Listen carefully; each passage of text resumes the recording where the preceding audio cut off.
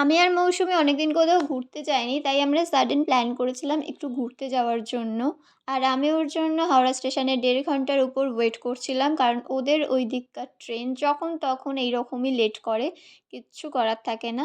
Actually আমি আর মৌসুমী যখনই meet করি না হয় ওদের বাড়িতে, না হলে আমাদের বাড়িতে এসে আমরা আড্ডাটাই মারি একসাথে।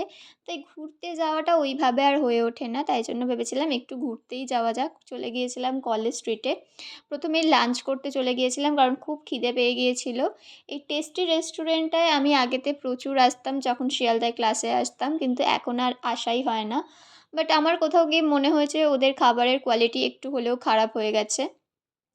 তারপর কলেজ স্ট্রিটে একটু ঘোরাঘুরি করছিলাম। আর এখানে অনেক পুরনো বইয়ের কালেকশন ছিল আর যেগুলো খুব সুন্দর। আমি এখান থেকে নিজেই ৩ টে বই নিয়েছি, মৌসুমীও কিছু বই নিয়েছে। তারপর অনেক ঘোরাঘুরি করার পর আমরা একটু আমের শরবত খেয়ে নিই। তারপর আরও কিছু বই দেখি নতুন কালেকশনের। অ্যাকচুয়ালি বই দেখলে আমরা নিজেদের রেজিস্ট করতে পারি না। মানে এত বই কিনেই আমি বোধহয় ভিখারি হয়ে যাবো এরকম অবস্থা। তো যাই হোক তারপর আমরা চলে গিয়েছিলাম এমজি রোডের গণেশ মন্দিরে। আর এইটা তো আমার কারেন্ট ফেভারিট প্লেস একটা। আমি যখন তখন চলে যাই, ওখানে গিয়ে কিছুটা সময় কাটাই, তারপর ওখানকার প্রসাদ খাই। তারপর আমরা বাড়ি চলে আসার জন্য বেরিয়ে পড়ি। আর এই দেখো আমাদের অবস্থা, মানে এত হেঁটে আমাদের খুব খারাপ অবস্থা। So that's it for today. Tata bye. দেখা হবে অন্য কোনো ভিডিওতে। বাই।